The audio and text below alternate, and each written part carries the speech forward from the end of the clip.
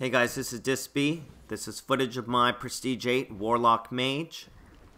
Let me take that back. This is footage of my 51 Pyro Mage in Rift 1.6.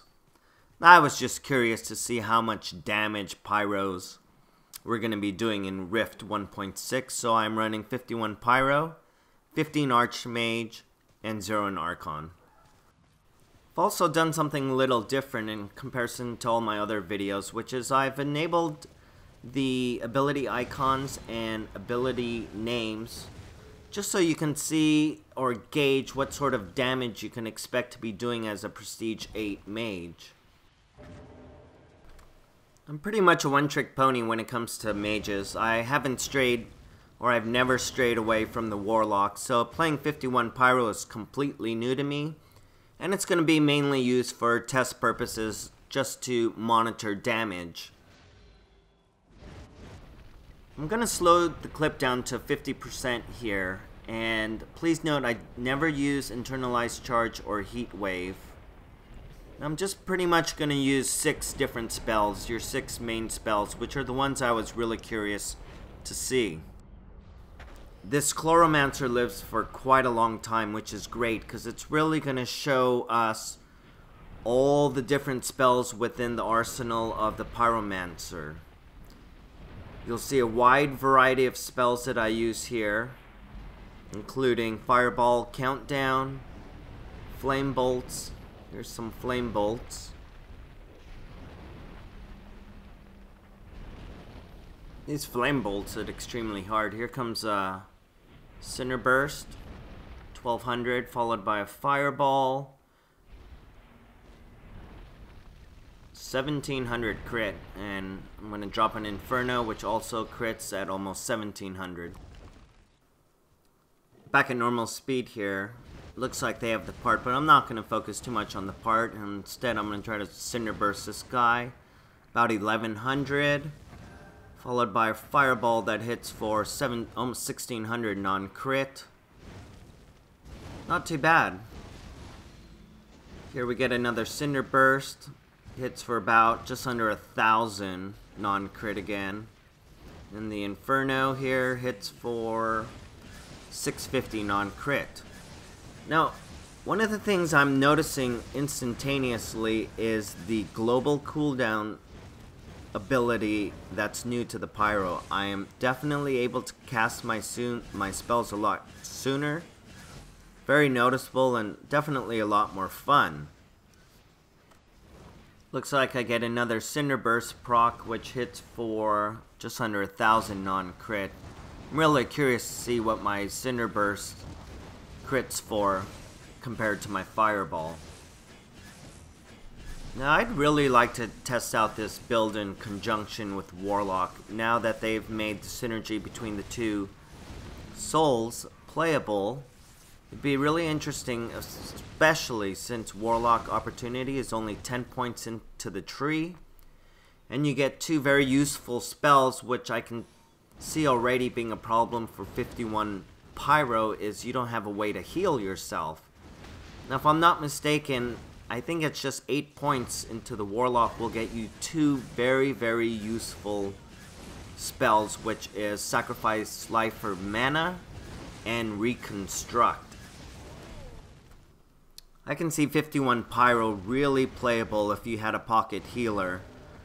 There's just a lack of real survivability, and just adding maybe 10 to 15, maybe even 20 points into Warlock could really make a powerful hybrid class that has utility and burst damage.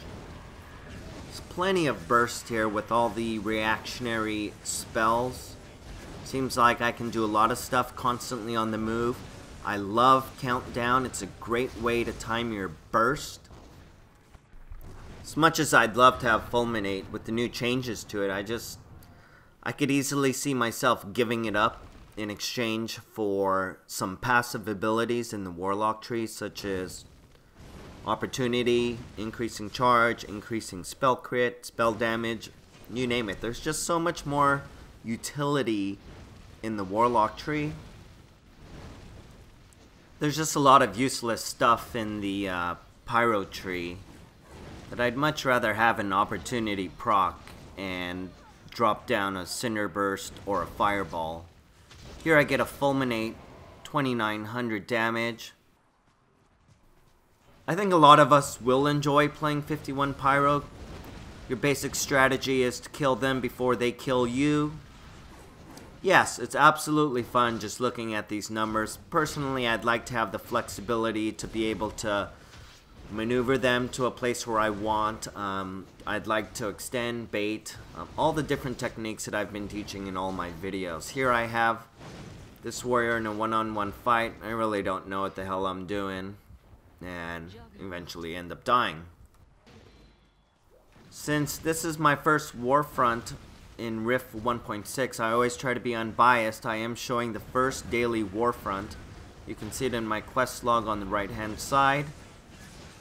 So I wanted to test out a few things. I want to test out Searing Vitality. According to my calculations, should hit for about, I don't know, 75% harder. Also wanted to test the new Void Bolt, and I wanted to see the new changes on Devouring Shadows. One of the reasons I don't play with my ability names and icons are, if you look at my screen, since I am a dot spec, you'll see a lot of damage just flowing all over the center of my screen, and it just drives me nuts to a point where sometimes I can't see what's going on. So here my Searing Vitality is hitting for 200. That is something I have never ever seen. Normally it ticks for about under 100. It's a useless spell, but the benefits of receiving 500 hit points totally outweighs it. So here's that Chloro in the very beginning of the Warfront. Hopefully it'll stay up long enough while I spam some Void Bolts. I do have 2 death dots on them. My Void Bolts are hitting for 700, there we go, 1400, which is very noticeably higher. I think my Void Bolts were hitting for about 1200. I can tell you right now, I probably won't be changing my specs. Seems like we've got a little buff increase. And I just really feel my spec is so much more versatile in any situation, whether you're pugging. It's great for when you have pre-made. And what I really like to do is I like to lead the charge a lot. And here we have these 4 Defiant. If my team wasn't following me, I would still go up there and probably try to kill them all. And that's just something I feel a Pyro, 51 Pyro, or 51 Stormcaller could never do. So here I'm dropping down my Devouring Shadows, just checking out the damage. About 600 crits, not too bad. And I do notice that if I am able to land a Dark Fury on someone, and I get the full duration of a 2.5 stun, my Devouring Shadows can at least tick for about 600, which is good to know. The only real concern I have right now is off opportunity procs. I'm not really sure if I want to drop a Pillaging Stone or a Void Bolt now. Before the answer was pretty obvious, but now that my Void Bolts are hitting harder, I'm probably going to start dropping Void Bolts. Also thought I'd be forced to drop more Life Leeches so my Void Bolts can hit harder, but at 0.75%, who really cares? So here I'm going to drop a Devouring Shadow, and I am able to get 2 ticks off before he's able to react, which isn't bad. So my thoughts on 1.6, I think Tryon did another exceptional job. I think they are definitely going to keep the interest for the existing players in this game. There's a lot of major changes. Not too sure about the balancing issues at this time. But I think you're going to see a lot of people sitting at the trainers just respecking, playing different classes they've never played, such as Archon or Elementalist. So I think in a few weeks we'll really see the outcome of Rift 1.6. I'd love to hear what you guys come up with. Drop me a line. This is Dissb. This is footage of my Prestige 8, Warlock Mage. If you like what you see, simply hitting the like button on YouTube goes a long way.